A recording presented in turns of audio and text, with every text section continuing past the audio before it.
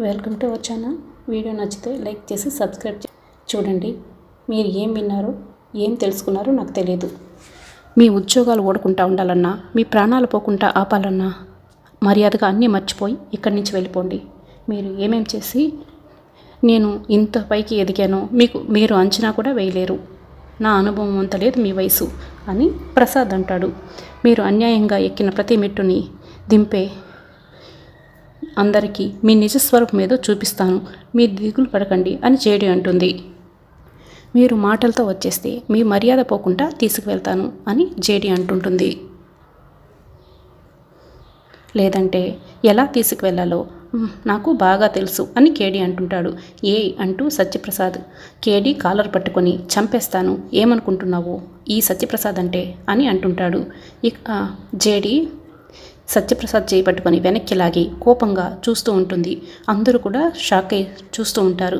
తప్పు చేస్తున్నావు జేడి అని సత్యప్రసాద్ అంటుంటే, ఆల్రెడీ మీరు తప్పు చేశారు సార్ అని జేడి అంటుంది. ఎంత ధైర్యం ఉంటే మా ఇంటికి వచ్చి దౌర్జన్యం చేస్తున్నావు అని యువరాజ్ అంటే, డ్యూటీలో ఉన్న పోలీస్ మీద చేయి చేసుకోవడం నేరం.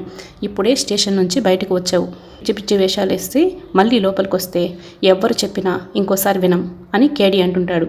నిషి యువరాజ్ కంగారు పడుతూ ఉంటారు. మాట్లాడి తీసుకెళ్తామని వచ్చాం కౌశికి గారు, కానీ ఇంత దూరం తీసుకువచ్చింది మీరే. ఇంకొకసారి మా ముందు మాట్లాడి పోట్లాటికి దిగకండి. స్టేషన్ మిమ్మల్ని బాగా మిస్ అవుతుంది సార్, పదండి ఒకసారి కలుద్దురు కానీ అని జేడి సత్యప్రసాద్ని లాక్కొని అక్కడి నుంచి తీసుకెళ్ళిపోతుంది. ఇక జేడి కేడి ప్రసాద్ని ఆఫీస్కి తీసుకొచ్చి ఎంక్వైరీ చేస్తూ ఉంటారు. దేవుడు అవతల ఉండొచ్చు, కానీ ఇక టేబుల్ అవతల ఉండవలసిన వాడిని యువతలకు తీసుకొచ్చావు, చాలా పెద్ద తప్పు చేసావు జేడి అని ప్రసాద్ అంటే, తప్పు చేసిన వాళ్ళని పట్టుకోవడానికి తప్పలేదు సార్ అని ఎలా అనిపిస్తుంది సార్ తప్పని అని జేడి అంటే, ప్రసాద్ తనకి అని ప్రశాంత్ షాక్ అవుతూ ఉంటాడు. తప్పు చేసిన రోజులు తప్పించుకొని ఇప్పుడు రిటైర్ అయ్యాక దొరికిపోవడం అని కేడి అంటే, మీరు మాట్లాడుతుంది ఎక్స్ కమిషనర్తో అని గుర్తుపెట్టుకోండి. మీరేమనుకుంటున్నారో, ఏదో ఒక పాత కేసు ఓపెన్ చేసి నన్ను ఇక్కడ కూర్చోబెట్టగానే గెలిచామనుకుంటున్నారా? అయినా మీకేంటి చేయడానికి పని, సాల్వ్ చేయడానికి కేసులు ఏం లేవా? ఎప్పుడో ముగిసిపోయిన కేసుని తీసుకొచ్చారు అని ప్రసాద్ అంటుంటాడు. చూడండి, కావ్య మొదట్లో నిజాయితీగానే ఉండేది. కూతురు పుట్టగానే ఆశ పుట్టిందో, అత్యాశ పెరిగిందో, 10కి 11కి కూడా అధికారాన్ని అమ్ముకుంది. అండర్ వరల్డ్తో చేతులు కలిపింది. ఇప్పుడు ఎన్నో అక్రమాలు చేసింది. ఆఖరికి వాళ్ళ చేతుల్లోనే చచ్చింది. జరిగింది ఇదే, రికార్డ్స్లో ఉన్నది ఇదే. ఇక మీ డౌట్ ఏంటి అని సత్యప్రసాద్ అంటాడు.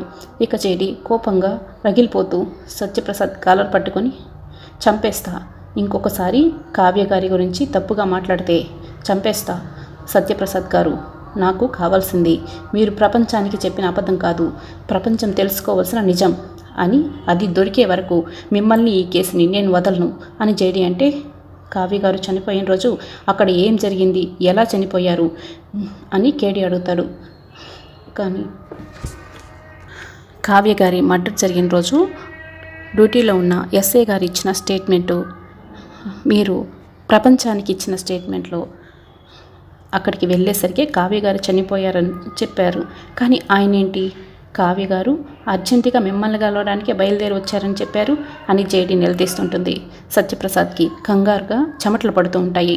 ఇవన్నీ మీకు మీనన్తో సంబంధం ఉన్న కేసు ఫైల్స్ సార్, అన్నీ మీరే క్లోజ్ చేశారు, అన్నీ మీనానికి సంబంధం ఉన్నవే. ఎవరో చోటా క్రిమినల్స్ని కేసులో ఇరికించి కేసు క్లోజ్ చేశారు, ఎందుకు అని జేడి నిలదీస్తూ ఉంటుంది. సత్యప్రసాద్ కంగారు పడుతూ ఉంటాడు. ఇక టేబుల్పై ఉన్న వాటర్ తీసుకొని తాగుతూ ఉంటాడు. మొత్తానికి వాళ్ళతో నీళ్ళు తాగించావు జేడి అని సాధు సార్ అనుకుంటూ ఉంటాడు. మీనన్ విషయంలో మీకు ఇన్ని కోఇన్సిడెంట్స్ ఉంటే కావ్య గారు సాక్ష్యాలు అమ్ముకోవాలని చూస్తే మీకెందుకు ఫోన్ చేస్తారు అని అనుకున్న కొద్దిసేపటికి మీనన్ చేతిలో చనిపోయారు.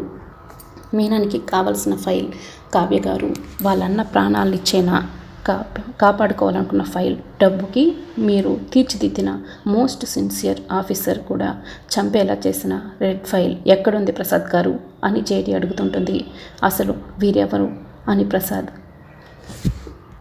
ఆలోచిస్తూ గతం కూడా మర్చిపోయిన నిజాలు వీళ్ళకెలా తెలిసాయి, అసలు కావ్య కేసులో వీళ్ళకి సంబంధం ఏమిటి అని కంగారు పడుతూ ఉంటాడు. మనసులో ఇన్ని రోజులు దాచుకున్న నిజాలు చాలు, ఇంకైనా మాట్లాడండి, మీరు మాట్లాడకపోతే ఏం చేసి మాట్లాడిస్తామో మాకన్నా మీకే తెలుసు అని కేడి అంటే, ఇక ఇంతలో సాధు సార్కి హోమ్ మినిస్టర్ నుంచి కాల్ వస్తుంది. అతను సీరియస్గా మాట్లాడి సాధు సార్ మాటలు వినుకుంటా ఫోన్ కట్ చేస్తాడు. చెప్పండి ప్రసాద్ గారు, చెప్పండి అని తాతరు నిలదీస్తూ ఉంటే, ఇక సాధు సార్ జేడి అని పిలుస్తూ ఉంటే, అయిపోయింది సార్, అయిపోయింది. ప్రసాద్ గారికి క్లారిటీ వచ్చింది. మాట్లాడతారు జేడి అంటే, ఒకసారి నేను చెప్పేది విను, హోమ్ మినిస్టర్ గారు కాల్ చేశారు, ప్రసాద్ని వెంటనే వదిలిపెట్టమని చెప్పారు అని సాధు సార్ అంటే, కేడి షాక్ అవుతారు. అది కాదు సార్ అంటే, నో కేడి, మనం ఏమీ చేయలేం, ఇతన్ని వెంటనే పంపించేయాలి, చాలా గట్టిగా చెప్పారు, వీ హ్యావ్ టు లీవ్ అని సాధు సార్ అంటే, ప్రసాద్ నవ్వుకుంటూ ఉంటాడు. సార్ మీరు వెళ్ళొచ్చు అని కేడి అంటే, నా మీద చెయ్యేసి నువ్వు చాలా పెద్ద తప్పు చేశావు జేడి, నేనేంటో నిరూపిస్తాను అని వార్నింగ్ ఇచ్చి వెళ్తూ ఉంటే, హలో, ఎంక్వైరీ నుంచి మాత్రమే వెళ్తున్నావు, కేసు నుంచి కాదు, నిజాన్ని బయట పెట్టాక ఏది ఆగదు mister Prasad, you can go now అని సాధు సార్ అంటుంటాడు. ఇక ప్రసాద్ అక్కడి నుంచి వెళ్ళిపోతాడు. ఇంకొంతసేపు ఉంటే నిజం మొత్తం బయటపట్టేవాడు సార్ అని జేడి అంటే, నువ్వు చెప్పించింది ఎవరు సార్, ఫోన్ చేపించింది ఎవరు సార్ అని జేడి అడిగితే, కౌశికి అని. ఇక కేడి చాలా బాధపడుతూ ఉంటారు నిజం బయటపడినందుకు. ఇంకోవైపు వైజయంతి ఏడుస్తూ, ఇలాంటిది ఈనాటితో ఈ ఇంటికున్న మర్యాద కూడా పోయినట్టుంది అని ఏడుస్తూ ఉంటుంది. అమ్మ, ఎవరికి ఏమీ తెలియదు, నువ్వు ముందు ఏడుపు ఆపు అని యువరాజ్ అంటుంటాడు. మాధురితో నువ్వు మా వదిన అంటూ తిరుగుతుంటావు కదా, దాంతో ఇప్పటికైనా ఆ జగదాత్రి అసలు స్వరూపం ఏదో తెలిసిందా నీకు అని నిషిక అంటుంటుంది. నా కొడుకు కంపెనీ లాగేసుకున్నారు, ఇప్పుడు నా కూతురు పెళ్ళి చెడగొడుతున్నారు, నేను నా పిల్లలు ఆ జగదాత్రి కేదార్లకి ఏమన్యాయం చేసుండామని మమ్మల్ని ఇట్టా కష్టపెడుతున్నారు, అసలు నాకు అర్థమే కావట్లేదు అని వైజయంతి అంటుంటే, అక్క హోమ్ మినిస్టర్ని కలిసి వెంటనే ప్రసాద్ గారిని వదిలేసేలా మాట్లాడింది కదా, ఇంకెందుకు ఏడుస్తున్నావు అని యువరాజ్ అంటే, లేదు యువరాజ్, వాళ్ళిద్దరిని ఇంట్లోకి రానిచ్చి అందరం కలిసి నెత్తిన పెట్టుకున్నాం, అందువల్ల వాళ్ళు ఈ ఇల్లు వాళ్ళ వల్ల ఏం కోల్పోయిందో అర్థం కానివ్వు అని కమలాకర్ అంటుంటాడు. ఇంతలో కౌశికి వస్తుంది.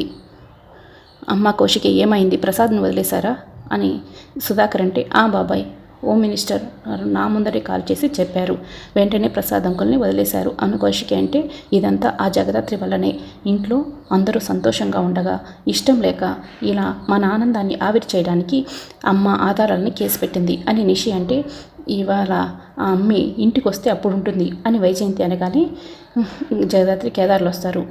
ఆగండి అంటూ, ఎంత ధైర్యం లేకుంటే మళ్ళీ ఇంటికి వస్తారు, మీరు చేసిన పనికి ఈ ఇంట్లో ఎలా ఉండనిస్తారనుకుంటున్నారు అని నిషి అంటే, నిషి నేను చెప్పేది కూడా ఒకసారి వినండి అని చెప్పి జగదాత్రి అంటుంది. ఇప్పటిదాకా విన్నాం కదా, మీ ఇద్దరు చెప్పిన అబద్ధాలన్నీ చాలు, ఇంక మీదట కౌశికి మీ వల్ల మనశ్శాంతి లేకుండా పోతుంది అని వైజయంతి అంటుంటుంది. మీరు ఈ ఇంట్లోకి అడుగు పెట్టాలంటే ఎక్కడ ప్రసాద్ అంకుల్ మీద కంప్లైంట్ చేశారో అక్కడికి వెళ్ళి కంప్లైంట్ వెనక్కి తీసుకొని రండి, అప్పుడే మిమ్మల్ని ఇంట్లో ఉండనిచ్చేది అని నిషిక అంటుంటుంది. ఇలా మాట్లాడడం అన్యాయం నిషి అని జగడి అంటుంటుంది. మీలాగా నేను అమ్మ ప్రేమతో పెరగలేదు నిషి, అమ్మ మీద పడ్డ నిందలను వింటూ పెరిగాను. మా అమ్మ ఏ తప్పు చేయలేదని తెలిసినా కూడా నిరూపించుకునే సాక్ష్యం లేక అంటున్న నోట్లని మూయించలేక నరకం చూశాను. ఇన్నాళ్ళకి మా అమ్మ ఏ తప్పు చేయలేదని నిజాయితీ పరులని రుజువు చేసుకునే సాక్ష్యం ఒకటి దొరికింది, అది కూడా ఆయన దగ్గరే ఉంది, అది ఆయన నా దగ్గర ఇచ్చే వరకు నేను కేసును వెనక్కి తీసుకోను అని దాత్రి చెప్తూ ఉంటుంది. నువ్వు ఎంత ఎమోషనల్గా మాట్లాడినా కూడా, ఎంత ఏడ్చినా కూడా ఇక్కడ కరిగిపోయేవారు ఎవ్వరూ లేరు, మర్యాదగా చెప్తున్నా, వెళ్ళి కేసు వెనక్కి తీసుకోరండి, ప్రసాద్ అంకుల్కి సారీ చెప్పిరండి అని నిషి అంటే, నువ్వు చేసిన ఈ పనికి ఇప్పుడు అతను సంబంధం చచ్చినా ఒప్పుకోడు. చూడు జగదాత్రి, నువ్వు అతని గారి ముందు కన్నీళ్ళే పట్టుకుంటావో కాళ్ళే పట్టుకుంటావో నాకు తెలియదు. మాధురి ఆ ఇంటి కోడలికి వెళ్ళాలి అని వైజయంతి అంటుంది. కేదార్, నీకు ముందే చెప్పాను, నా కుటుంబం జోలికి రావద్దని, నా కుటుంబం జోలికి వస్తే ప్రాణాలతో వదలనని.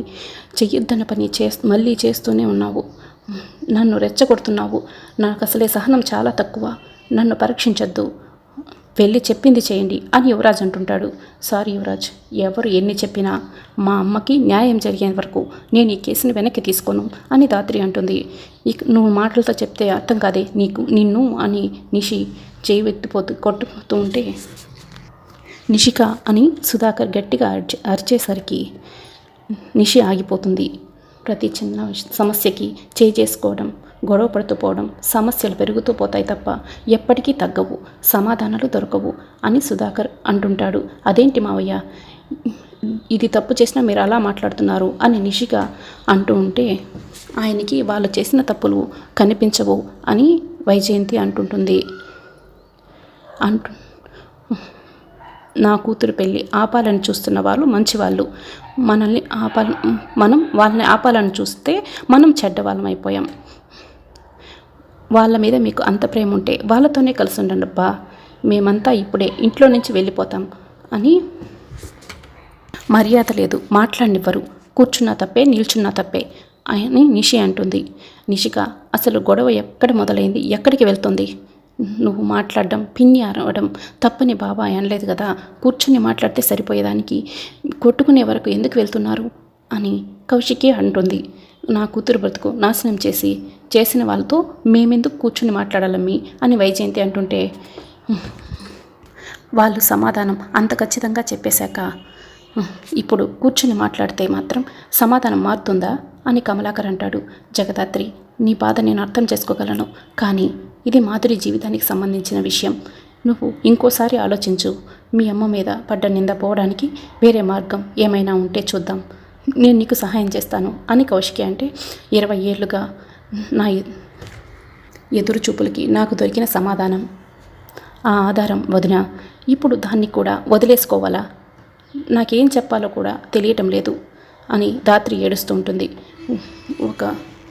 వదలకు జగదాత్రి, నీ తల్లి మీద పడ్డ నిందను చెరిపేసుకోవాలనుకుంటున్నావు. అది తప్పని హక్కు కానీ చెయ్యొద్దని అధికారం కానీ మాకు లేవు అని మాధురి అంటుంటే, మాధురి అలాంటి ఇంటికి కోడలైతే సంతోషంగా ఉంటుందని అందరం ఆ సంబంధానికి సరే అనుకున్నాం. కానీ జగదాత్రి ఇప్పుడు చెప్పిన దాన్ని నిజమే అయితే మాధురి ఆ ఇంటికి వెళ్ళి సంతోషంగా ఉంటుందా? లేదు కదా. నిజం తెలియడం జగదాత్రికి కాదు, మనకు కూడా చాలా ముఖ్యం అని సుధాకర్ అంటే, బాబాయ్ చెప్పింది కూడా కరెక్టే పిన్ని. ఒకవేళ ప్రసాద్ అంకుల్ ఏ తప్పు చేయకపోతే జగదాత్రి వచ్చి క్షమాపణ చెబుతుంది. కానీ నిజమైతే మాత్రం జగదాత్రి మన మాధురి జీవితాన్ని కాపాడిందవుతుంది అని కౌశికి అంటే, మేము చెప్పింది తప్పే అయితే ఆయనకి క్షమాపణ చెప్పడమే కాదు, కాళ్ళు కూడా పట్టుకుంటాం, నేను సిద్ధంగా ఉంటాను అని ధాత్రి అంటుంది. నిజం తెలిసాక మాధురి పెళ్లి గురించి మాట్లాడదాం అని కౌశికి అంటే, వైజయంతి షాక్ అవుతూ చూస్తూ ఉంటారు.